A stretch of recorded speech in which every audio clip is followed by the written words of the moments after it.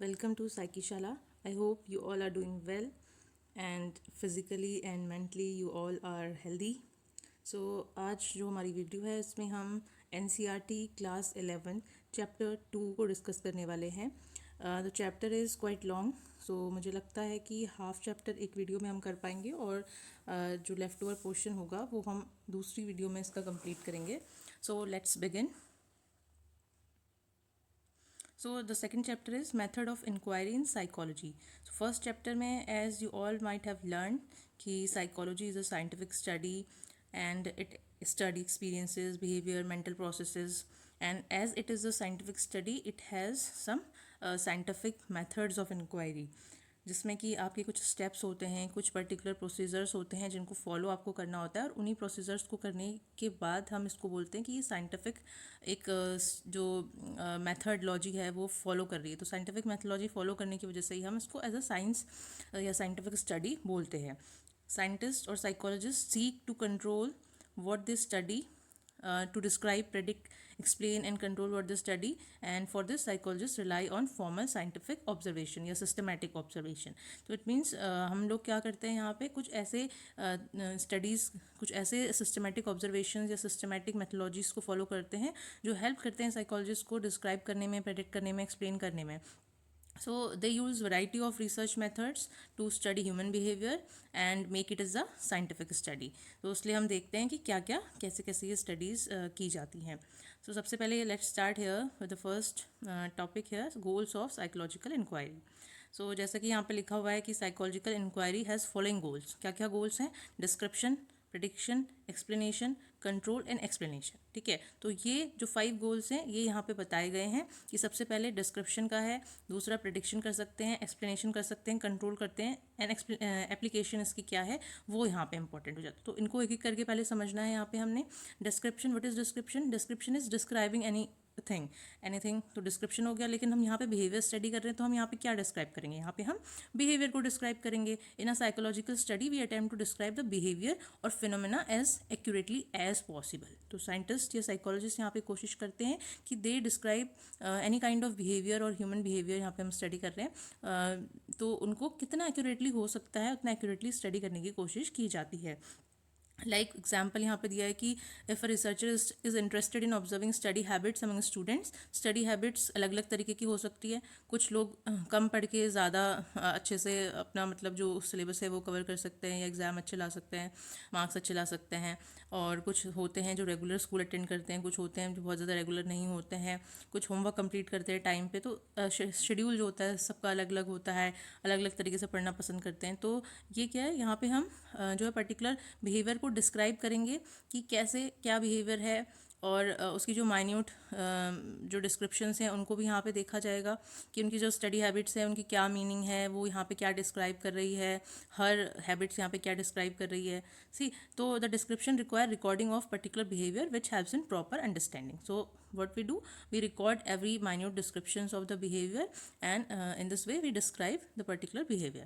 Then what is the second goal? Second goal is prediction. So prediction is when you are able to describe any behavior, आपने उसको समझ लिया, आपने उसको describe कर लिया, तो उस डिस्क्रिप्शन के बेस पे मे बी आप उसकी कोई रिलेशनशिप वहाँ पर निकाल सको कि अच्छा जो इतने घंटे पढ़ता है वो इतने मार्क्स लेकर आ सकता है. लाइक इस तरीके का जो रिलेशन है वो आपने निकाला. तो आप क्या कर रहे हैं, उसके बेसिस पे आप प्रेडिक्शन करते हैं कि हमने देखा है कि जो भी स्टूडेंट मतलब आपने डिस्क्राइब किया, आपने चीज़ें देखी, हालांकि इतना इजी नहीं प्रेडिक्शन करना. Prediction is such a big thing, तो उसके लिए बहुत डिटेल साइंटिफिक स्टडी होती है, फिर होता है. But just to explain here कि प्रेडिक्शन क्या है, कि हमने देखा कि अच्छा ये रिलेशनशिप बन रही है तो उसके बेस पे हम कुछ प्रेडिक्ट कर पा रहे हैं कि हाँ जो स्टूडेंट इतने आवर्स जो है डेली पढ़ रहा है वो एक अच्छा रिजल्ट लेकर आ पाएगा. ठीक है. देन यहाँ पे हम नेक्स्ट चलते हैं. Next goal is explanation. Explanation means the third goal is explanation. Explanation means you are explaining the factor, the causal factors, what is the thing that is making it happen. So है ना, what makes some children more attentive in class. For example हम जो पहले example ले रहे हैं तो study का ही हम एग्जाम्पल अगर ले, यहाँ पे अलग अलग एग्जाम्पल दिए हुए हैं, बेटर होता है कि हम एक ही एग्जाम्पल को हर सिचुएशन में रख कर देखें. तो एक्सप्लेनेशन में यहाँ पे हम क्या आ रहा है कि अच्छा इतने घंटे पढ़ने से ऐसा रिजल्ट आ रहा है, ऐसी ऐसा ऐसा सा पैटर्न फॉलो करने से ऐसा रिजल्ट आ रहा है, यानी डेली स्कूल आने से ऐसा रिजल्ट आ रहा है, उसके क्या कॉजल फैक्टर्स हैं, या किसी स्टडी पैटर्न से बेटर रिजल्ट है, किसी स्टडी पैटर्न से बेटर रिजल्ट नहीं है, उसके क्या कॉजल फैक्टर्स हो सकते हैं। तो ये सब चीज़ें जो है यहाँ पे हम एक्सप्लेन कर रहे हैं, तो this comes in explanation. Thus the goal is concern with identifying the determinants और antecedent condition, that is the condition that led to particular behaviour. So what are the condition that is leading to the particular behaviour. ठीक है, तो यहाँ पे cause effect relationship निकालने की कोशिश की जाती है। Next is control. So control is कि अब आपको पता चल गया, कॉजल फैक्टर पता चल गए। जब आपको कॉजल फैक्टर पता चल गए तो आप क्या करोगे, आप कोशिश करोगे कि उन कॉजल फैक्टर्स के बेसिस पे आप कंट्रोल कर सको। अगर कोई पर्टिकुलर बिहेवियर है उसमें कोई चेंजेस लाना चाहते हैं तो उनमें कंट्रोल करके उनको आप चेंज कर सको। So control refers to 3 things here, that is making particular behaviour happen, जो यहाँ पे आपका लिखा हुआ है आप देख सकते हैं, making particular behaviour happen, reducing it and enhancing it. तो 3 थिंग्स आर देयर कि आप किसी बिहेवियर को अगर करवाना है तो वो करना है, उसको भी कंट्रोल कर सकते हैं कॉजल फैक्टर्स अगर आपको पता है, या आप उसको रिड्यूस कर सकते हैं, इन्हेंस कर सकते हैं। जैसे कि अगर कोई स्टडी का बिहेवियर अगर हम जो देख रहे थे तो हमें पता चल गया कि भाई ये कॉज है जिनकी वजह से ये जो स्टडी पैटर्न है ये बेटर है, या फिर ये स्टडी पैटर्न बेटर नहीं है।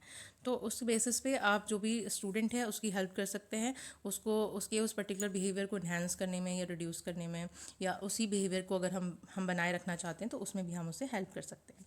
ठीक है, तो then the last is application, the final goal is application. तो एप्लीकेशन में क्या हो रहा है, अगर आपको सारी चीज़ें पता है तो you want to apply that in the real situation, है ना। तो आप क्या करोगे कि अगर आपको लोगों की लाइफ में चेंज लाना है, आपको जो भी प्रॉब्लम में है लोग उनको उनकी प्रॉब्लम्स को सॉल्व करना है, यानी कि स्टूडेंट हो सकता है जिसको एक पर्टिकुलर स्टडी पैटर्न सूट नहीं कर रहा है और वो रिजल्ट नहीं ला पा रहा है, परेशान है, तो आप उसको इस तरीके से हेल्प कर सकते हैं। तो फिर आप उसको अप्लाई करेंगे उस पर्टिकुलर सिचुएशन में, तो उससे क्या होगा, आप उसकी लाइफ में चेंज ला पा रहे हैं, पॉजिटिव चेंज ला पा रहे हैं। That is the thing what we do in counselling. So application is final goal. सो यहाँ पे एग्जाम्पल में applications of yoga and meditation दिया हुआ है टू रिड्यूस स्ट्रेस।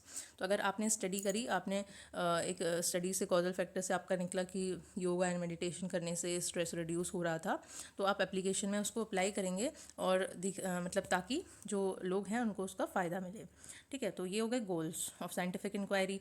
अब यहाँ स्टेप्स की बात हो रही है कि साइंटिफिक रिसर्च जब की जाती है तो उसमें क्या स्टेप्स फॉलो किए जाते हैं। जैसे कि हमने पहले भी डिस्कस किया था कि जो साइंटिफिक स्टडी है, साइकोलॉजिस्ट कर रहे हैं या साइंटिस्ट कर रहे हैं, तो साइंटिफिक स्टडी इसीलिए है क्योंकि वो पर्टिकुलर मैथोलॉजी फॉलो कर रहे हैं, तो उस मैथोलॉजी में कुछ स्टेप्स होते हैं जो फिक्स रहते हैं। ठीक है, तो वो स्टेप्स क्या क्या हैं, वो स्टेप्स में हम देखते हैं कि स्टेप्स तो बाद में आएंगे, पहले हम देखते हैं कि जो वो साइंटिफिक मेथड होता है उसके कुछ कैरेक्टरिस्टिक्स होती हैं। These are the characteristics. ठीक है, ये कैरेक्टरिस्टिक्स क्या है, ऑब्जेक्टिव होना चाहिए वो मेथड, सिस्टमैटिक स्टडी होनी चाहिए और टेस्टेबल होनी चाहिए। ठीक है, तो कोई भी मेथड आप यूज़ कर रहे हैं, that method should be objective, that method should be systematic and that method should be testable. ठीक है, जब ये सारी चीज़ें होंगी तभी वो साइंटिफिक माना जाएगा। सो ऑब्जेक्टिविटी क्या है, ऑब्जेक्टिविटी मीन्स जैसे आप ऑब्जेक्टिव और सब्जेक्टिव बात करते हैं क्वेश्चंस की, तो वहीं से आप रिलेट कीजिए कि ऑब्जेक्टिव क्वेश्चंस जो आपके होते हैं उसमें क्या होता है, एक सिंगल आंसर होता है ना। कोई भी अलग अलग आंसर नहीं दे सकता, आप भी वही आंसर देंगे, दूसरा स्टूडेंट भी वही आंसर देगा, तीसरा भी वही आंसर देगा। Subjective is something based on our subjective experience. जो लॉन्ग क्वेश्चंस होते हैं उसमें आप अपना अपना आंसर लिखते हैं और हर दूसरे स्टूडेंट के आंसर जो होते हैं वो डिफर करता है। सो ऑब्जेक्टिविटी हेयर मीन्स कि अगर एक पर्सन ने एक्सपेरिमेंट किया, उसके जो रिजल्ट आए वो भी वही होने चाहिए, दूसरे ने एक्सपेरिमेंट किया, उसके जो रिजल्ट आए वो भी वही होने चाहिए, तीसरे ने किया उसकी भी वही। एग्जाम्पल, आप मेडिकल टेस्ट करवाते हैं अपना, तो अगर आपने अपना ब्लड टेस्ट करवाया तो आपका ऑब्जेक्टिव टेस्ट वो तभी होगा जब आपकी ब्लड टेस्ट की रिपोर्ट सेम आ रही है, अलग अलग लैब से अलग अलग पर्सन जब कर रहे हैं तो, वरना वो ऑब्जेक्टिव नहीं है ना। तो ऑब्जेक्टिव यहाँ पे होना ज़रूरी है। नाउ सेकेंड इज सिस्टमैटिक, तो उसके सिस्टमैटिक स्टेप होने चाहिए, इसलिए ये सिस्टमैटिक होगा। तो यहाँ पे स्टेप्स हमारे आ जाते हैं कि सिस्टमैटिक स्टडी है इसलिए सिस्टमैटिक स्टेप्स को फॉलो करती है। तो the systematic steps are what are these steps, these are conceptualization of a problem, collection of data, drawing conclusion and revising research conclusion। सबसे पहले क्या किया जाता है, एक प्रॉब्लम कॉन्सेप्चुलाइज की जाती है। The process of scientific research began when a researcher form a problem. ठीक है, तो यहाँ पे इसको टेबल में भी दिखाया, चार्ट में भी दिखाया गया। 1 में देखिए, selecting a topic for study and then conceptualizing a problem, then we collect data, choose a method, tools, procedure, and collect data.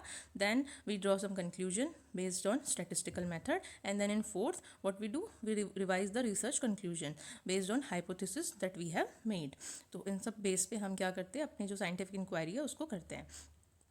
तो यहाँ पे प्रॉब्लम क्या होती है, हम क्या करते हैं, जो भी रिसर्चर है वो एक थीम चूज़ करता है जिस पर उसे काम करना है. उस थीम को फिर वो शॉर्ट डाउन करके उससे एक प्रॉब्लम आइडेंटिफाई करता है. जैसे एक प्रॉब्लम सिंपली हम मान सकते हैं कि अगर आपको स्टडी करना है कि क्या सही में जो योगा मेडिटेशन है इसका कोई इफेक्ट पड़ रहा है, क्या ये सही में हेल्पफुल है हमारी बॉडी में स्ट्रेस रिड्यूस करने के लिए, हमारे हेल्दी बॉडी को मेंटेन करने के लिए. तो आपकी एक प्रॉब्लम है, आपके दिमाग में थीम आई, थीम से आपने प्रॉब्लम एक पर्टिकुलर स्टेटमेंट रखा. उस स्टेटमेंट को हम इस तरीके से लिख सकते हैं कि what the effect, to find the effect of yoga and meditation on stress, है ना. तो what is the effect of yoga and meditation on stress, इस तरीके से आपने एक क्वेश्चन मार्क अपने दिमाग में रखा. That is your problem.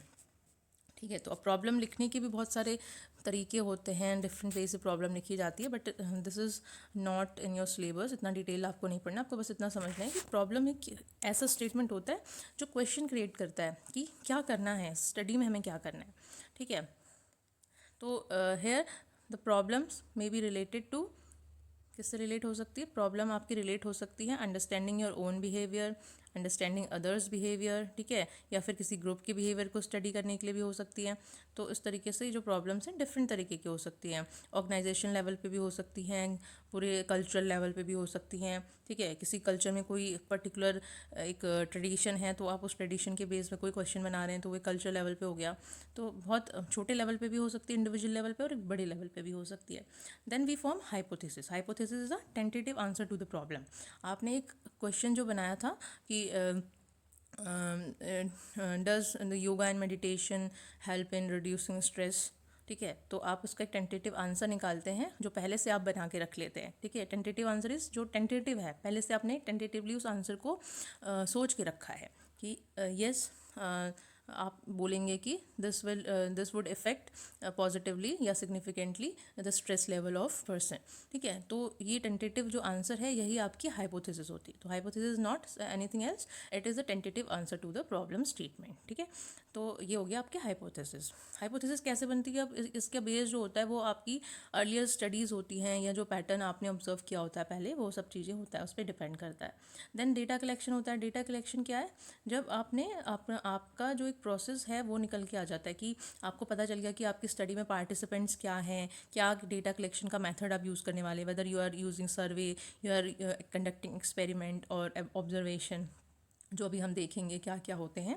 Then tools जो होते हैं, ये सब चीज़ें जब आपको पता चल जाती है तो आप डेटा कलेक्ट करते हो. और डेटा कलेक्ट करने के भी बहुत सारे मेथड्स होते हैं, तो जो पर्टिकुलर सूट करता है जो मेथड हमें, उसकी बेस पे हम डेटा कलेक्शन करते हैं. तो डेटा कलेक्शन करना मीन्स आपने सबके पास जाके, आपने अगर ये देखा कि आपने का जो क्वेश्चन था कि योगा इफेक्ट कर रहा है, मेडिटेशन इफेक्ट कर रहा है स्ट्रेस को, तो आप किन लोगों के पास जाएंगे, जो योगा कर रहे हैं, या आप एक्सपेरिमेंट करेंगे तो आप योगा करवाएंगे कुछ लोगों को.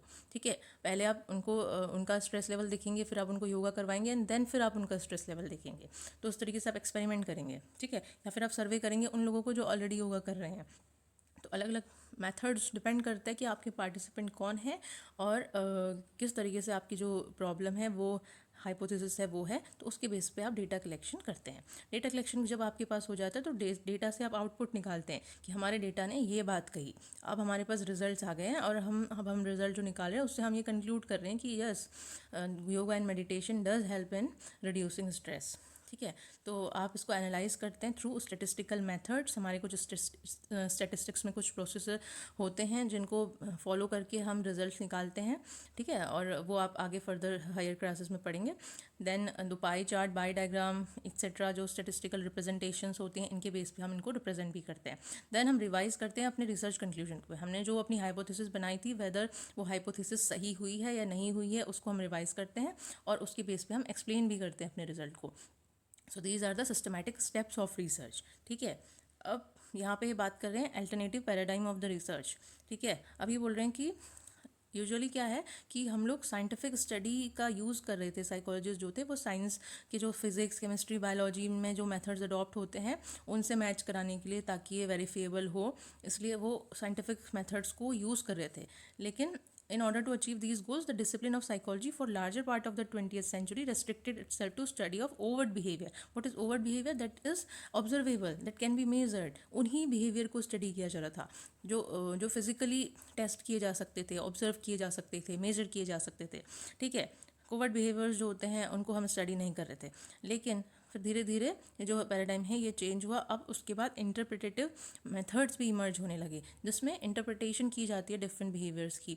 उसके बाद ही देखिए क्या होता है कि बहुत सारे एक्सपीरियंसेस ऐसे होते हैं जिनको आप फिजिकली मेजर नहीं कर सकते.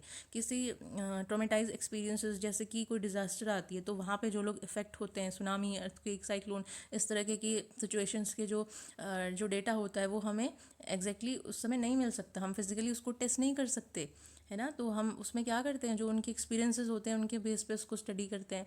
तो ये इंटरप्रिटेटिव मेथड्स भी अब यूज़ किए जाने लगे हैं. उसके अलावा जब हम बात करते हैं फ़िलॉसफी में, जब हम इंटरनल एक्सपीरियंसेस को हमें टेस्ट करना होता है, कुछ ऐसे फैक्टर्स होते हैं, कुछ ऐसे वेरिएबल्स होते हैं जो फिज़िकली मेथड से टेस्ट नहीं किए जा सकते, मेजर नहीं किए जा सकते, बट उनको भी अब स्टडी किया जाता है. ठीक है. So the psychological inquiry does aim at understanding the self by reflecting on one's own experiences and insight. ये भी अब किया जा रहा है. ठीक है. Now nature of psychological data. Psychologists collect a variety of information from different sources with diverse methods. This is called data. Data is plural form. ठीक है, डेटाज नहीं लिखना है, डेटा ही लिखना है. So data form an important input in psychological inquiry and they approximate the reality to some extent. क्योंकि हमें जब डेटा मिल जाता है तो उसके बेसिस पे हम अपनी स्टडीज़ को बेटर वे में प्रूव कर सकते हैं. So it should be understood that data are not independent. They are located in context and tied with the method and theory. क्योंकि डेटा कभी भी इंडिपेंडेंट इसलिए नहीं हो सकता क्योंकि वो इफ़ेक्ट करता है सिचुएशन के बेस पे. पर्सन टू पर्सन डिफर कर जाते हैं. कई बार होता है कि एक बच्चा अपने पेरेंट्स के सामने जैसा बिहेव कर रहा है वो अकेले में अपनी या अपने फ्रेंड्स के साथ में वैसा बिहेव ना करे. तो वो दोनों सिचुएशंस में अगर हम उस पर कोई चीज़ उसका बिहेवियर ऑब्जर्व कर रहे हैं तो हमें डिफरेंस मिल सकता है वहाँ पे, है ना. हम अगर कोई चीज़ उससे पूछ रहे हैं उस टाइम पे तो उसका आंसर हमें डिफरेंट मिल सकता है. तो data is also affected with various factors. So methods of data collection यहाँ पे जो है डिफरेंट तरीके के यूज़ किए जाते हैं. Survey, interview, experiment, observation. ठीक है. Use and the characteristics of respondent जैसे individual, group, young, old, male, female, rural, ये सब भी यहाँ पे हम कलेक्ट करते हैं. It is possible that when you interview a student, he may report behavior in particular manner, but when you go for actual observation, you find opposite. ठीक है. It does not in itself speak about reality. Inferences have to be made from data. A researcher attaches meaning to the data by placing it in proper context. तो researcher का काम होता है कि वो उस डेटा से प्रॉपर एक कॉन्टेक्स्ट है वो निकाले. ठीक है. सो इसमें हम डेमोग्राफिक इन्फॉर्मेशन भी लेते हैं, फिजिकल इन्फॉर्मेशन भी लेते हैं. ठीक है. डेमोग्राफिक में आप समझते हैं कि education, occupation, marital status, number of children, residence, caste, religion. Physical information, उनकी हाइट क्या है. ठीक है. इकोलॉजिकल कंडीशन, कहाँ पे रहते हैं, बॉडी की इन्फॉर्मेशन भी हम ले सकते हैं. फिजियोलॉजिकल डेटा जो है उसके through GSR level, EEG level, height, weight, heart rate. ठीक है. ये सब चीज़ें, BP, स्लीप का जो पैटर्न है वो.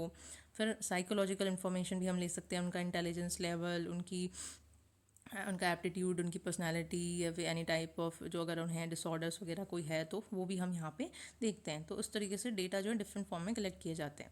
और इसके लिए हम the information could be from point of view of measurement. Some see है इन फॉर्म ऑफ कैटेगरीज के फॉर्म में भी, जैसे यस, नो, हाई, लो, इस फॉर्म में भी इसको इंक्लूड हम कर सकते हैं, कलेक्ट कर सकते हैं. या फिर ऑर्डिनल डेटा जो भी हमें ऑर्डिनल डेटा देता है, और इस फॉर्म में भी हो सकता है कि हम इनको रैंक कर रहे हैं यहाँ पे. ठीक है. थर्ड, फोर्थ, सेकंड रैंक कर रहे हैं. ठीक है. इस तरीके से भी हम डेटा ले सकते हैं. तो हम यहाँ पे ऑब्जर्वेशंस में, उसके अलावा हम personal diaries, field notes, observation, इन सब चीज़ों को भी लेते हैं. और ये हमारा क्वालिटेटिव डेटा होता है. तो हमारे पास डेटा दो तरीके के हो जाते हैं, क्वांटिटेटिव और क्वालिटेटिव. और मेथड ऑफ डेटा कलेक्शन भी quantitative method and qualitative method हो जाता है based on the information we are collecting. जो भी डेटा हम कलेक्ट करने जा रहे हैं वो कैसे कलेक्ट करने जा रहे हैं और वो उस डेटा की प्रॉपर्टी क्या है, इस बेस पर हमने उसको सेग्रीगेट कर दिया क्वालिटेटिव एंड क्वांटिटेटिव में. जहाँ पे मेजरेबल है वहाँ पे क्वांटिटेटिव, जहाँ पे मेजरेबल नहीं है वहाँ पे क्वालिटेटिव, एक्सप्लेनेबल जहाँ पे है वहाँ पे क्वालिटेटिव. सो ये है, इस तरीके से हम इस पार्ट को देख सकते हैं. अब हमारी वीडियो भी काफ़ी लंबी हो रही है, तो आई थिंक नेक्स्ट पार्ट में हम इसको, जो उसका नेक्स्ट पार्ट है वो हम नेक्स्ट वीडियो में करते हैं. So if you are happy and you like the video, you like the way of teaching, then please like, share and subscribe and wait for the next video. Thank you.